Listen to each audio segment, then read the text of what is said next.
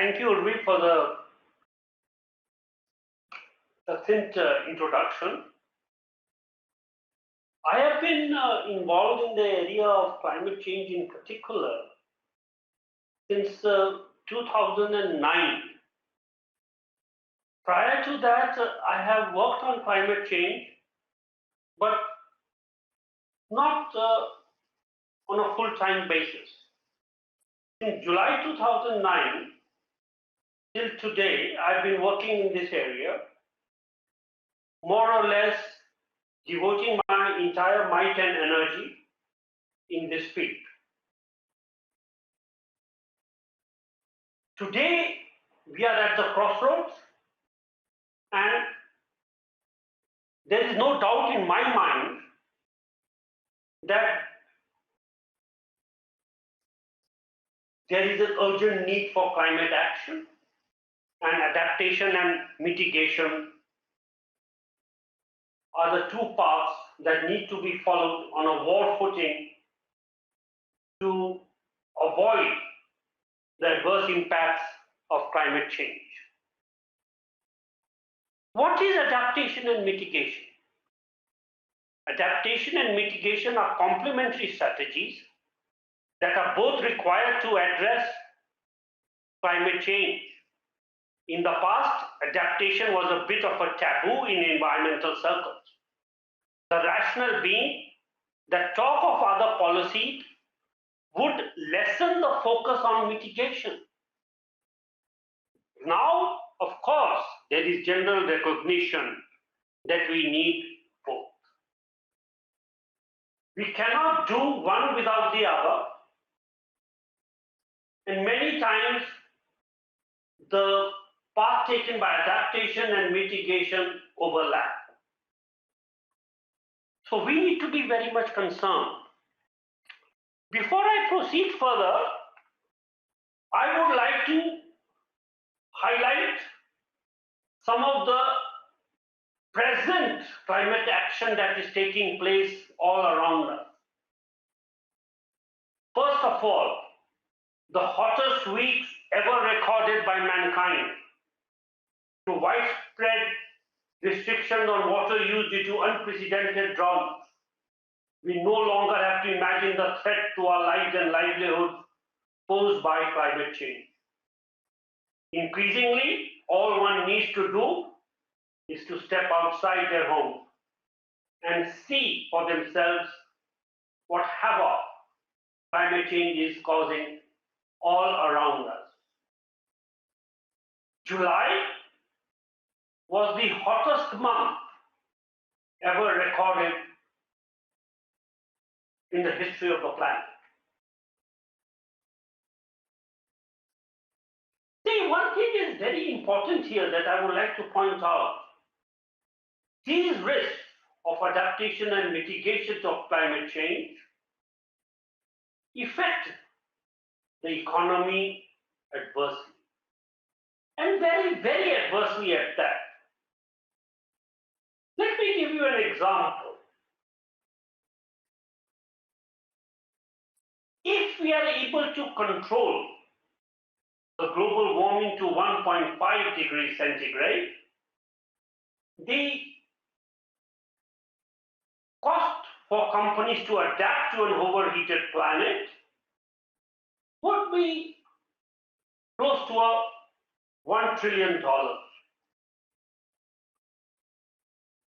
And mind you, ladies and gentlemen, I'm just talking about the United States. If this temperature should go up to 2 degrees, this number will go up to US $4.1 trillion. This is based on very recent analysis done by Morgan Stanley Capital International.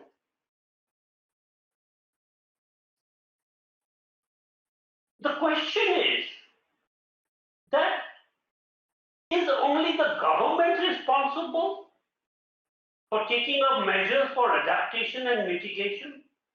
Certainly not.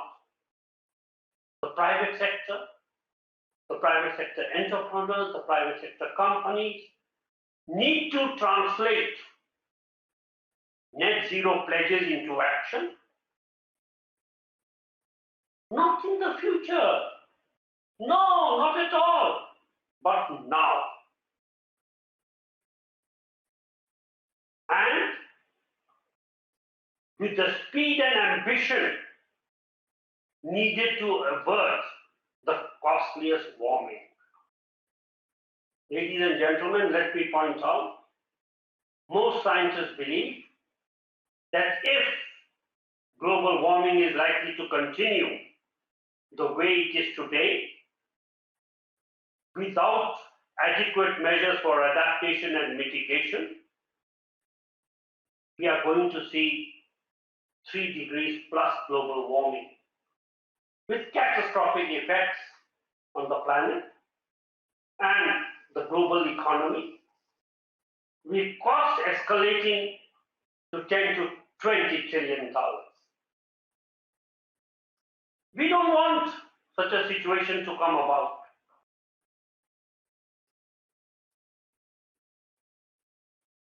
So, there is what I have so far tried to tell you, that there is no choice. We are all in it together. We swim or sink in it together.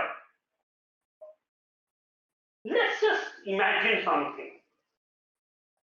Let's consider ourselves in a boat that has sprung a leak. To keep from sinking, you must address the source of the problem. That means plugging the holes. But what about all the water already rushed in? To stay dry, you grab a bucket and start bailing. To stay afloat and prevent damage to your boat, you need to address both the issues simultaneously. One cannot do without the other. In face of climate change, humanity must similarly act on 2 fronts at the same time. They must go juxtaposition to each other.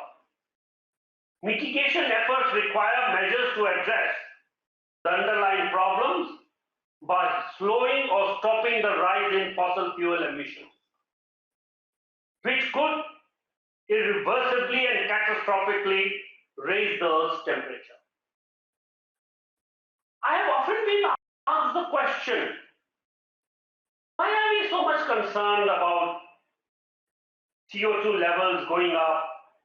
I have a graph, which says that CO2 levels are likely to go up significantly. Already, we are seeing about 417 to 20 parts per million of CO2 in the atmosphere from about 315 in the 1960s.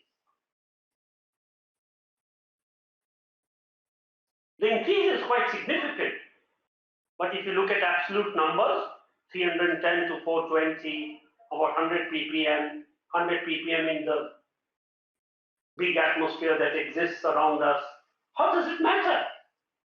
Ladies and gentlemen, please remember, nature by itself is very, very sensitive. Very, very sensitive to changes. Very, very sensitive to incremental blunders that humankind keeps on burdening in nature. Often I hear the paradigm that what will happen to humans if we don't do certain of these adaptation and mitigation measures. I often wonder, why do we only talk of humans? Why can't we look at all species, flora, fauna, all around the world? Because I strongly believe that until the flora and fauna and the wildlife and other species survive on the planet, then only humans can survive. We cannot survive alone without the other species of the planet. Therefore, I would like you to consider that when we have our policy discussion, we should look at a paradigm where we look at even extinction of the human race. Why not? Only when we look at a paradigm of extinction of the human race would we as humans allow other species to exist. And when I say allow, who are we to allow? If we keep on playing havoc with nature, nature has its own way of taking toll of the human and other populations and the other species of the planet. But we must act in a manner which is responsible. We must ensure that what we inherited from our forefathers, we are able to give to our children the same or even a better planet than what we inherited. We are just a custodian of this planet. We don't own this planet. For God's sake, don't ever think of that.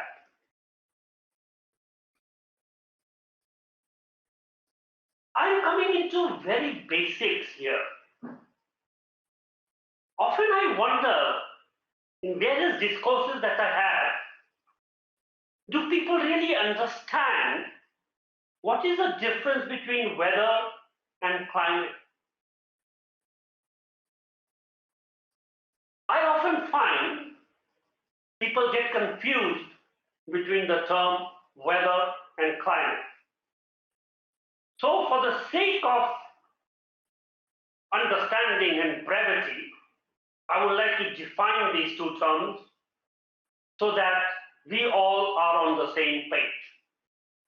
Weather is the way the atmosphere is behaving, mainly with respect to its effects upon life and human activities. Weather changes day to day, hour to hour, minute to minute. Weather is a very dynamic system, and it is not very easy to predict what the weather will be half an hour from now, or 2 hours from now, or 2 days from now.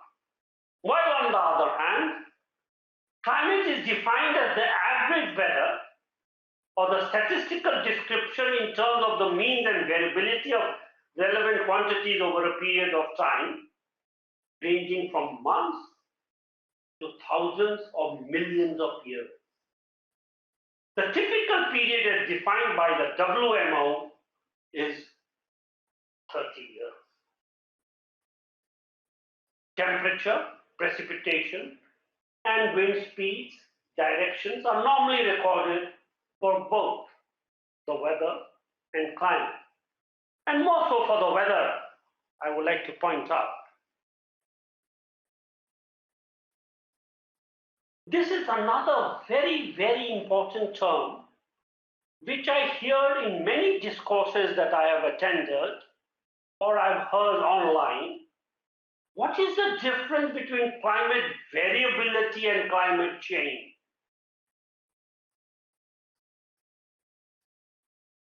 And I think it is important for us to understand. See, we are talking of so many numbers, so many different analogies, but sometimes we overlook the basics on which these are dependent. And I am trying to highlight the basics first. Climate variability refers to variation in the mean state and other statistics of the climate on all temporal and spatial scales beyond that of individual weather events. Variability may be due to natural internal processes within the climate system or to variations in natural or anthropogenic external forces. External variability and internal variability.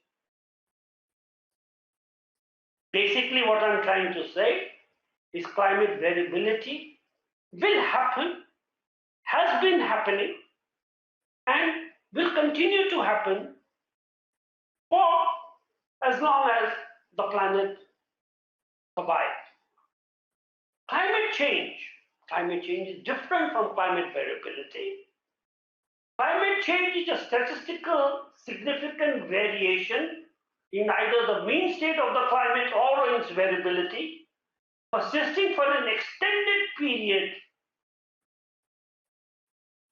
Please note, I am talking of extended period, typically decades or longer.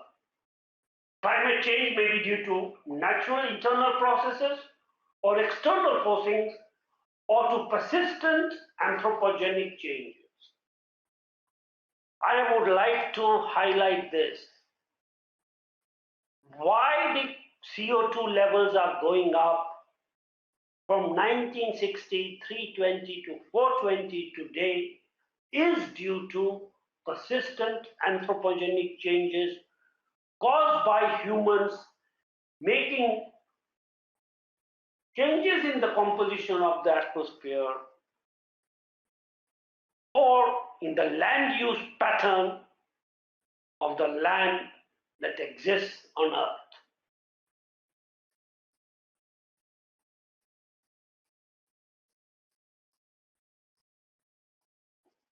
This is a very, very important slide because, we keep on hearing about GHG emissions. I think I've been working in the area of environment since 1980. I think in the last 43 years, I must have heard this term maybe 43,000 times. An increase in the concentration of the greenhouse gases leads to an increased infrared opacity of the atmosphere. I have discussed the difference between weather and climate. I have discussed difference between climate variability and climate change. I was discussing this in how enhanced greenhouse effect. An increase in the concentration of greenhouse gases leads to an increased infrared opacity of the atmosphere. What do you mean by opacity? It doesn't allow the heated gases to disperse into the higher levels of the atmosphere. This causes a radiative forcing and imbalance that can only be compensated for by an increase in the temperature of the surface troposphere system. This is called the enhanced greenhouse effect. There is a greenhouse effect and the enhanced greenhouse effect. And through these diagrams, I think due to paucity of time, I will not explain these diagrams, but if you download it and read about them, I think they are self-explanatory.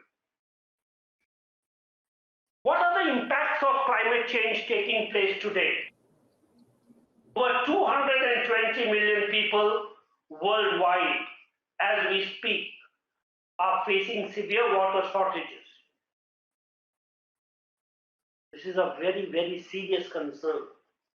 Not only drinking water, all kinds of water shortages. Agriculture and food security. Agriculture production is severely compromised due to shorter growing seasons, uncertainty about what and when to plant, net revenues from crops. Please understand this sentence very carefully. Net revenues from crops could fall by 90% by 2100. Fisheries, already compromised, fish stocks are being depleted further by rising water temperature. Health, alteration of spatial and temporal transmission of disease vectors, including malaria. We are seeing uptick of cases in malaria, dengue, meningitis, cholera, and these are going to increase. Day by day, these are going to increase. They are going to spread to other geographies as well.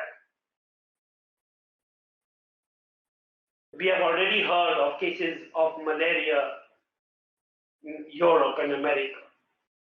Terrestrial ecosystems, drying, desertification, deforestation, forest fires, and degradation of grassland is occurring. Threat of inundation along coasts and in major cities due to sea level rise, coastal erosion, and extreme weather events exists and is being exacerbated by the impacts of climate change.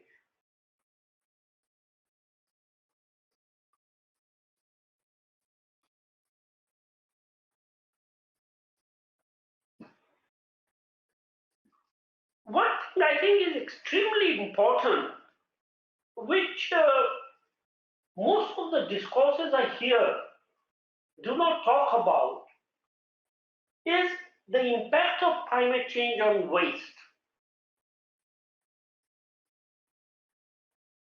Since I specialize in the area of waste management, I have been very deeply involved in analyzing the impact of climate change on waste.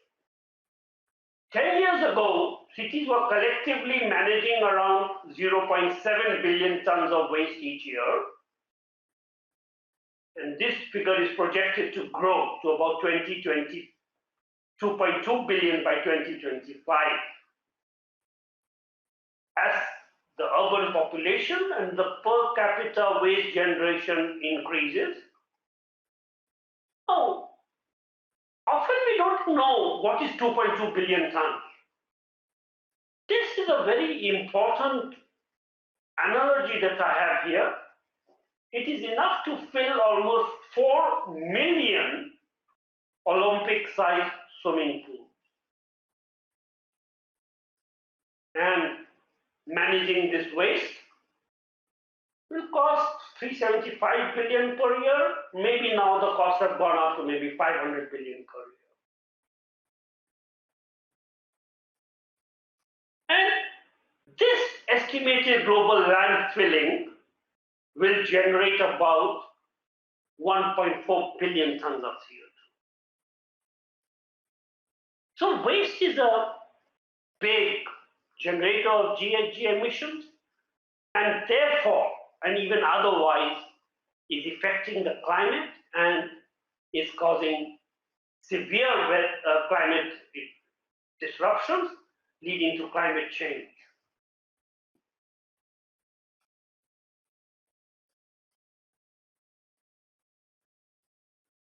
Regarding India, we will generate about 270 million tons of waste by 2047. Of which at that time we believe 50% will be landfill, resulting in 130 million tons of waste, of CO2, sorry. Today, India, according to me, generates about 100 million tons of municipal solid waste, resulting in about 90 million tons of GHG emissions, as most of the waste, most of it is landfilled and very few waste to energy projects exist. And this is another controversy, waste to energy. Why should we have waste to energy? It generates so many things. I think this is not the correct forum for me to get into that kind of a discussion, but having said that, it is extremely important. Today, there are over 7.4 billion people in the world, generating 5 billion tons of waste per year.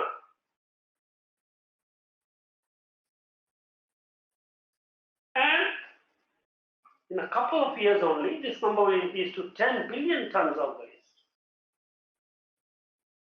These are very scary data that we are seeing. And I have verified a large amount of this data. And these are all from very authentic sources.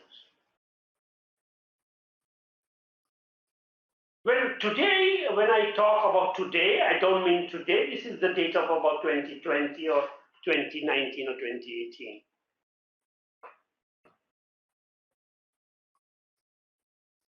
This is another very important slide. Human interventions are altering, perturbing the global carbon cycle.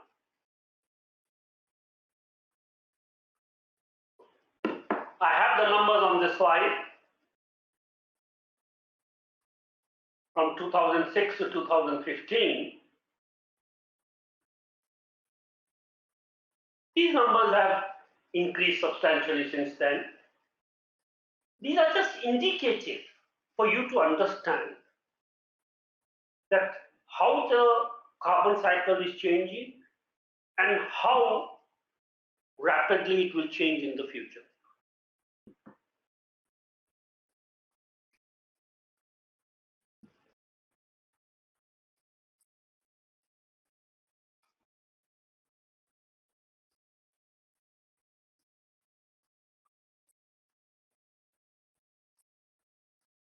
See, I mentioned a couple of slides back that we are looking at a temperature increase of about 3 degrees by 2100.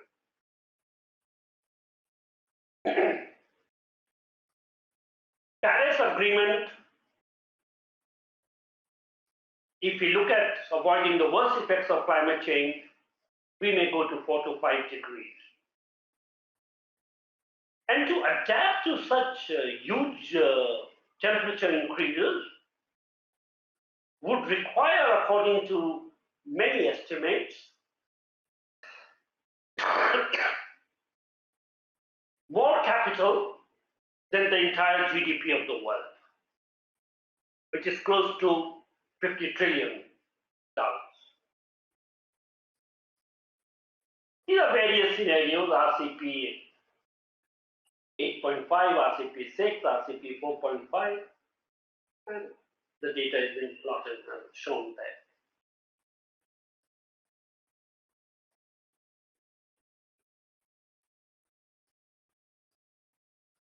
The emission pledges, please read this very, very carefully. I know all of you know how to read, but for your understanding, I would like to highlight here the emission pledges from the US, EU, China, and India leave no room for other countries to emit in a 2-degree centigrade emission budget. So 2 degrees is in fact ruled out.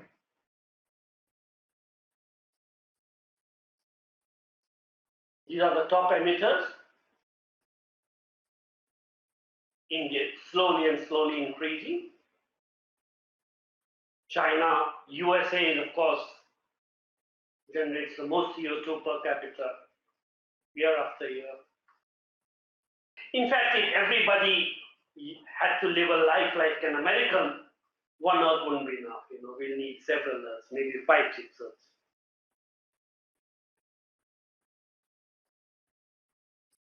How many of us often believed that greenhouse gases just mean CO2? Water vapor is the most potent greenhouse gas, but having said that, we consider it to be an essential greenhouse gas, and therefore we can't do much about it. We have carbon dioxide, nitrous oxide, methane, and ozone. Besides, there are GHG gases are like hexafluoride, hydrofluorocarbons, and perfluorocarbons. So there are a large number of greenhouse gases, and many of these are more potent than carbon dioxide.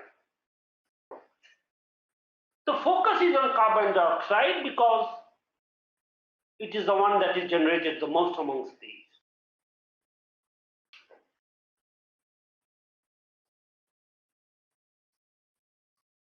This slide is extremely important for all of us to understand. What is mitigation? I discussed this at the beginning of my presentation. I would like to come to it again. Mitigation is to prevent the worsening of destruction. Please understand this.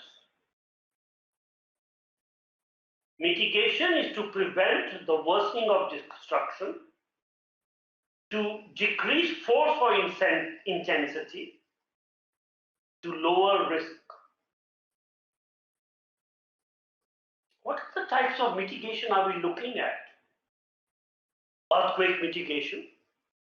I'm not saying earthquakes are caused due to climate change, but if you look at mitigation as a concept, not only mitigation to climate change, we need to look at earthquake mitigation also, buildings to withstand shaking better. The earth is shaking many times a year, so we need to have better buildings to withstand this shaking. Another very important point is flood mitigation, which to a certain extent or to even a large extent is caused by the adverse impacts of climate change, and we need to build dams to hold back overflowing rivers. Proper dams that can withstand the water pressure. And third, and most importantly, is reduce carbon dioxide emissions and other GHG emissions that occur.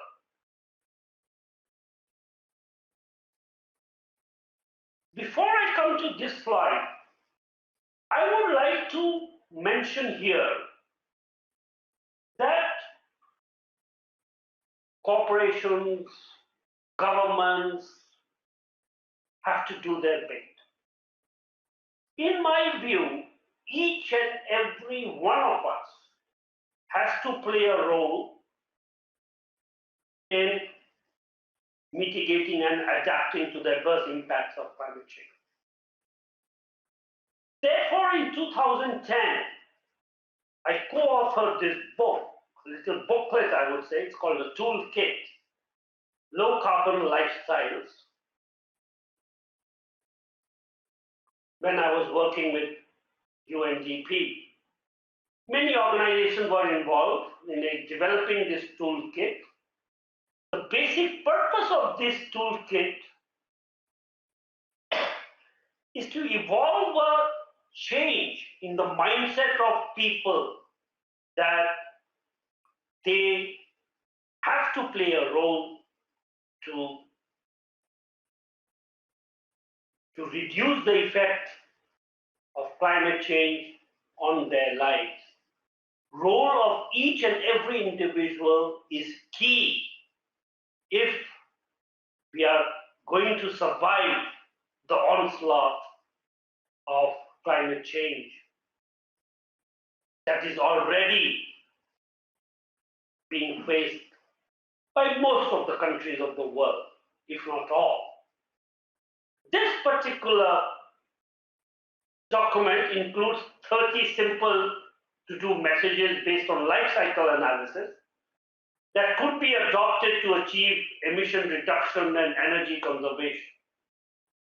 Although this document was written in 2010, we upgraded it in 2017. However, even in 23, I think it is still very much applicable to all the citizens of the world. Lifestyle changes contribute to reduction in fuel costs, energy costs, conservation of water, and other natural resources.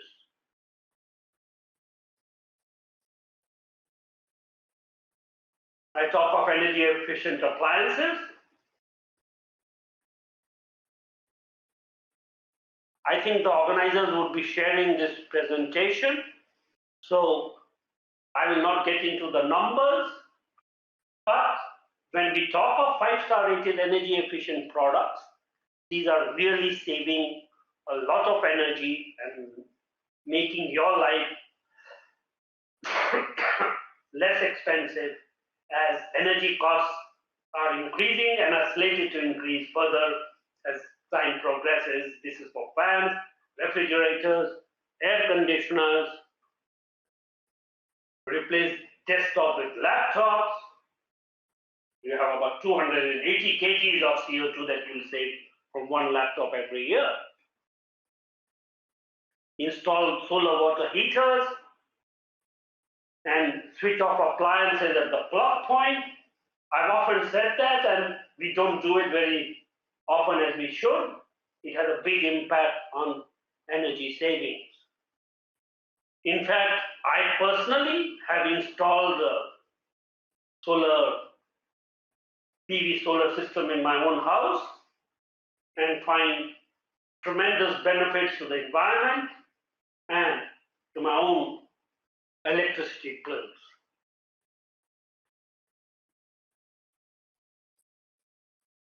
Switch off unnecessary appliances and recommend the use of table lamps for more effective lighting, especially while reading.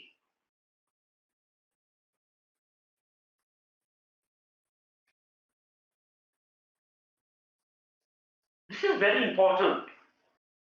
See the huge savings we get if we go for carpooling or use of bus. When I was a kid, I remember we had a big family and we used to have just one car or something. Now, if there are 4 members in a family, you probably need 5 cars instead of 4. One standby. Lifestyle changes related to hot water usage, washing machine usage,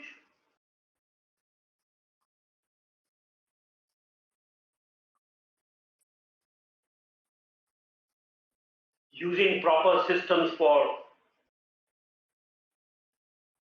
various means of water usage for washing and for bathing.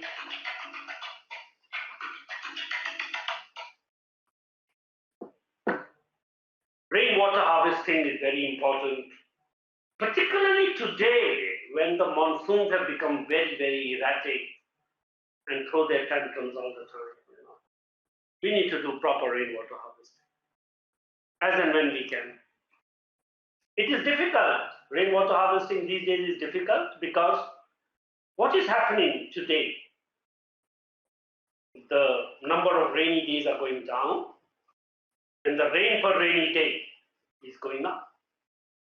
So it is difficult to really ensure that the groundwater is replenished in such a scenario. Efficient cooking and heating food, very important. We should not reheat the food many times. We should eat together. The earlier slides touch upon what each and every single individual should do. And we must do as a single person, because every little thing we do has an impact. And it covers both mitigation and adaptation. What is adaptation? Reacting or changing to fit to the new circumstances. Coping with impacts that cannot be avoided. I mean, we can avoid some of the problems that we are facing with the monsoon if we change our lifestyle and avoid a term which I'm very fond of, conspicuous consumption. Conspicuous consumption must be avoided at all costs. Some examples of adaptation, not just to climate change, but adaptation as a whole. Farmers planting different crops for different seasons. This is in vogue everywhere around the world. Wildlife migrating to more suitable habitats as the seasons change. Building levees against sea level rise. Sea level rise is going to be quite catastrophic for the coastal areas of the world. And we must build levees to ensure that sea levels do not affect the cities that we live in. I wrote a report highlighted what businesses should do and the tools that they need to make the best investments in climate change adaptation. how to educate and engage the private sector actors, where public policy can help to address climate risk and build opportunity, what policies can promote best practices and help to align public and private adaptation interests.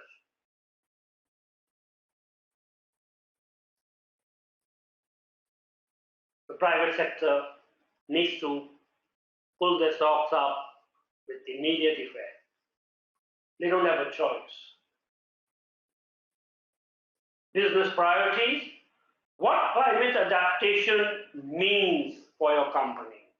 For each and every company, it has a different meaning, but it must align with the overall adaptation goals of the world and the particular country. You know, I keep on talking about country, world, but we must remember that the greenhouse gases don't have any barriers, they don't know any barriers. So all countries must rise above political affiliations and think of the world, that they belong to the world, not to the individual countries, and forget about their selfish interests and work to save the world. These two sides are very important for the corporate world. And I think due to paucity of time, I will not like to dwell with them too much, but the corporate sector needs to minimize risk and find opportunities, and they also need to understand who they need to partner with to meet the goals of adaptation and mitigations of climate change. Ladies and gentlemen, I'm almost at the end, and I thank you for your time and patience for listening to me today. A clever colleague of mine once said, mitigation helps us avoid the unmanageable, while adaptation helps us manage the unavoidable.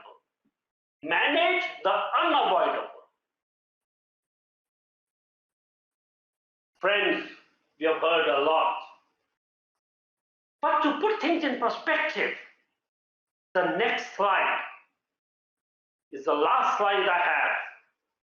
And we should not think that the earth is something that is so very important to the overall universe or the overall constellation of various galaxies around the universe. It may be important for us, but for the general scheme of things, it is just a white dot, ladies and gentlemen. Can you see that white dot? That is what the earth is in the entire planetary system and the entire universe that we have. Just to put things in perspective, we talk so much about earth, that's what it is. Thank you, ladies and gentlemen, for your time and patience. Much appreciated.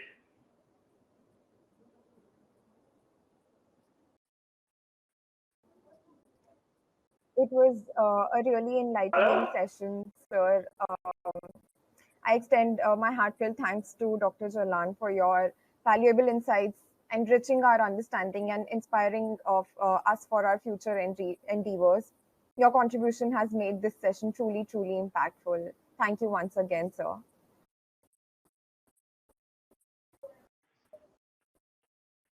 I hope I didn't overshoot the time too much. Do you have any questions? There's a question. In your views, how can we increase synergies between adaptation and mitigation while reducing the trade-offs between them?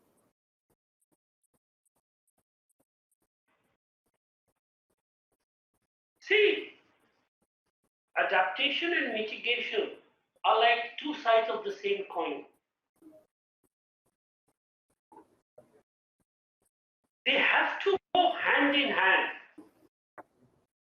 Sometimes adaptation would get more weight, sometimes mitigation would get more weight. As I told you in the earlier slide, mitigations helps us to avoid the unmanageable. See, all this climate change that is happening is making our lives unmanageable.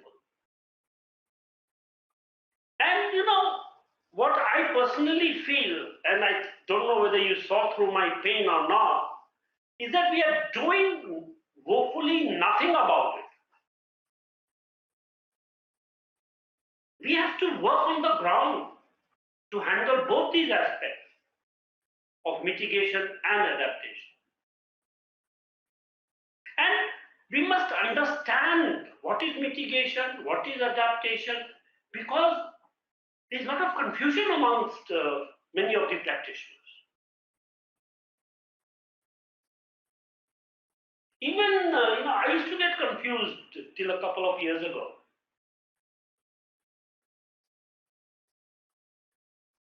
We must have action on the ground, and I think this Changemaker Summit, why I chose to attend, because it is being led by the youth. And the youth have a very important role to play.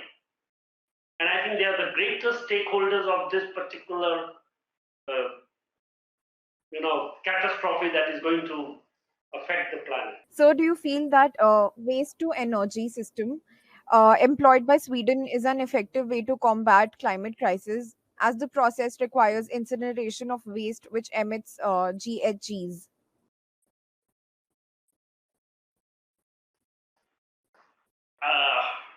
This is a good question. See, incineration of waste by itself is not a bad option. Because one thing you must remember, and I forgot to highlight this, I'm glad you asked me this question. What is carbon dioxide? Carbon dioxide is the basis of life on Earth. It is not a killer gas. It is the basis of life on Earth. Why? Only when you mix carbon dioxide of water in the presence of sunlight and chlorophyll, you get photosynthesis and you get food. So compound that produces food, how can it be a killer gas? Most of the waste to energy plants generate carbon dioxide and water. All these talks that you hear of these toxic gases, most of the waste to energy plants that we have in India do not generate these toxic gases, because these toxic gases come from chlorine-based waste. And my study for the last 32 years has shown that Indians generally do not throw away PVC. We use it for a long time. So according to me, the only solution for a country like India, where we abhor segregation, is to follow the concept of waste to energy, waste incineration. I would not like to use the word incineration. Incineration, I think people think is a dirty word. Let's call it waste combustion. Where is the choice? It is a better devil than the other. That's all. So, what are your expectations from the upcoming COP28 conference and the NCQG's new collective quantified goal on climate finance? Oh, climate finance, yeah. Basically, what I feel is that, breaking up climate finance and setting targets for different countries is not going to be possible. It is going to be unproductive. I think due to the effect of COVID, the Western world has also been, the economies have also been shaken. COP28, I expect some takeaways on loss and damage. which was there in COP27 as well. And I think the developing countries are going to take up this in a very big way. How to compensate loss and damage. And I think one of the ways to compensate loss and damage is to enhance trade between countries, with low or minimal or zero tariffs. Because committing large sums of money, this has been going on for several COPs, 100 billion, 200 billion. But most countries today are not in a position to pay that. We must have a realistic outlook, And at the end of the day, you must remember that you don't expect a miracle from a COP, But we can't keep on having more COPs without any substantial outcomes. There has to be a substantial outcome in the COP. And countries have to rise above the regional affiliation. And we had the COP in Dubai. I totally agree, sir. Thank you. Thank you so much. That's all the questions we have for today. Thank you so much for an intriguing session. And I hope we get to have such conversations in future as well. Thank you so much, sir. Thank you. Thank you, Urvi, for inviting me. And I think people like you must play a key role in helping us survive. That really means a lot.